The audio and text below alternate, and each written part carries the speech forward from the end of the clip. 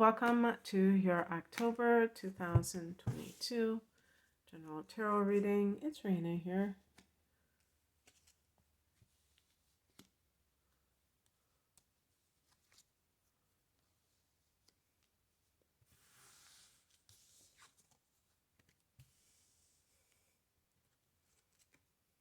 Oh my goodness. I'll tell you in a minute what I think is going on here. Wow, what a great spread. I just did Scorpio, and Scorpio got a lot of major arcana cards, and I realized this solar eclipse in Scorpio, that is, affecting Leos too, because it's a fixed sign. Leo is your fourth house of home and family, so domestic issues could be featured. And sure enough, the fourth house, number 4, this is a card of a new home. So a solar eclipse could definitely be a new home, a new marriage, or,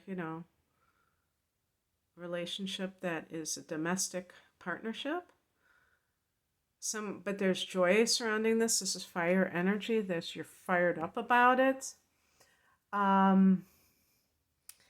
Anything. I think even like a passion project, because if it goes way back, that this is something that you really have your heart into, that's what you're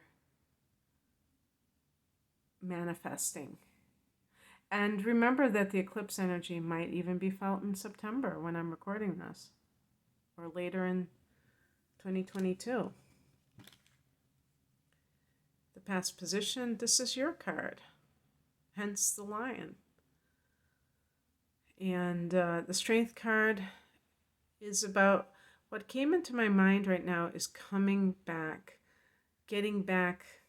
And I think it was like getting back that mojo. So recovering from something. Maybe it was a physical ailment and you didn't feel like yourself, and now you're back on track. Perhaps it was professional things that weren't going your way, or just feeling, how sometimes I would say usually it is dependent on other things not going right, like relationships or career matters, where it makes you feel bad about yourself. But it doesn't have to be permanent. That's the key. It might have just been like a temporary thing, and now you're back feeling a lot better about yourself. So it's just like a positive thing of like that strength resuming. The higher message is the Temperance card. So this is the spiritual way of looking at your situation. One foot on land and 1 foot in water. Groundedness and spirituality at the same time. Not too much in one direction or the other. Not too much of the otherworldly, not emphasizing that to the exclusion of the day-to-day practical life, and not immersed in the 3D reality that you don't understand that there's something higher. That's really important. Oh, it's funny. The challenge card reminds me of the Temperance card. This is Aquarius. The Temperance card is Sagittarius. But I see like them, look, they're both pouring the water. And I've seen, with the Temperance card, I think I've seen the Star card where they were pouring water like that. So the Star card is connected to Aquarius, so there could be someone who is born under that sign who is not helping you become stronger and more spiritual in your life.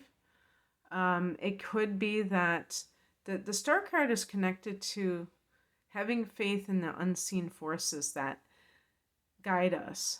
And yeah, some Leo people might be more on that kind of mental plane, even though, you're a fire sign, there still are some that are more into that intellectual side of life that you have to have proof with everything.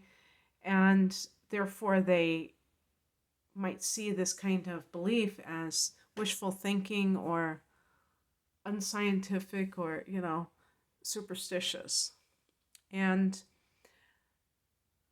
when I think about the strength card, when somebody tells you to be strong, and there's no evidence that there's any reason to be strong based on what you're dealing with, isn't that a little bit far-fetched too? So the bottom line is that this is a card of, to me,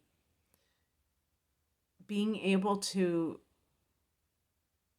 see a reality beyond the current one.